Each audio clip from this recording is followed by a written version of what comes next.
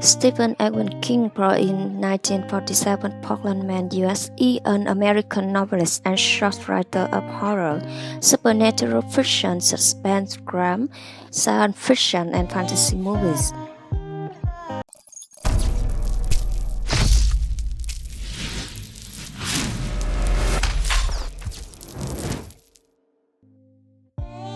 His book have sold more than 350 million copies and have many adapted into films, television series, miniseries, and comic books.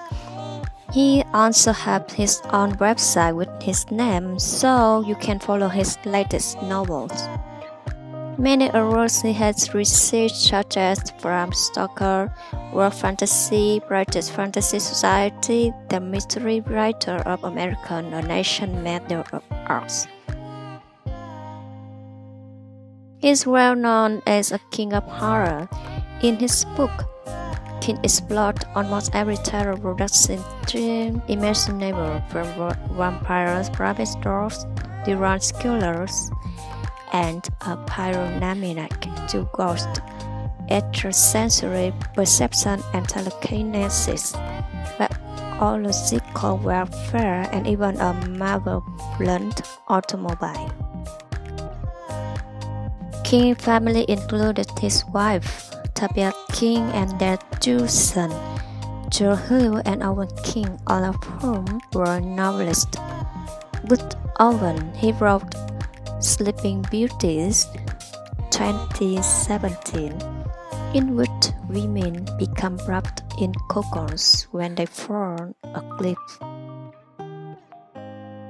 The most horror film are Carrier, 1976, The Shining, 1980, Creepy Show, 1982, Cujo, 1983, Mystery, 1990, The Mist, 2007, ID, 2017, and so on. What made him become moral novelist? Stephen King's childhood were rough as his father, Edwin King, left the family as he was only 2 years old. His mother raised him and his older brother David by herself, sometime under great financial strain. They moved from Scarborough and depend on relatives in some say.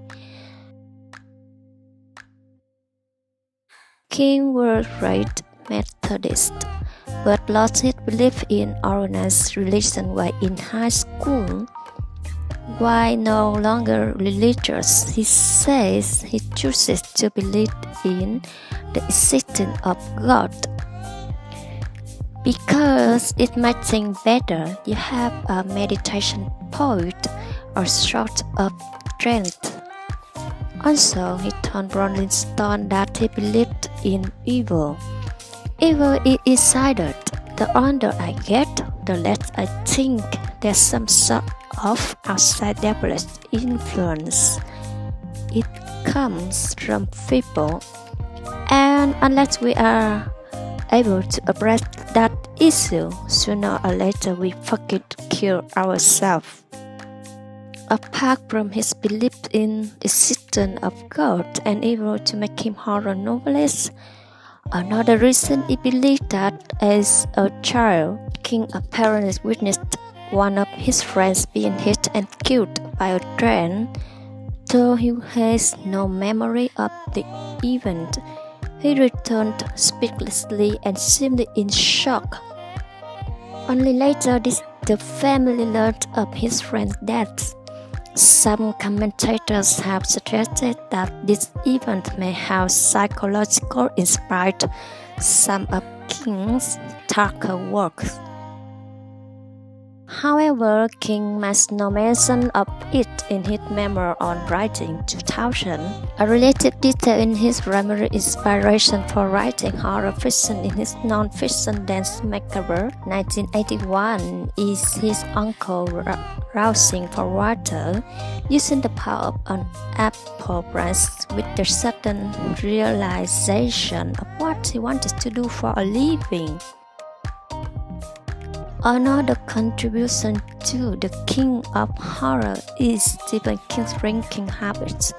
Basically, King has always been quite miserable and scared, suffering from numerous phobias all through his life. To escape from the fears, he initially had two ways: writing about them and drinking. As a kid growing up in Maine, USA, King already had nightmares about crows become off the eyes of his mother and a phobia for clothes. Both the birds and the jester were later useful subjects for his horror stories. A good example of this habit is his most famous book, The Shining, about an alcoholic writer who wants to kill his own son. It's based on King on drinking rabid at the time.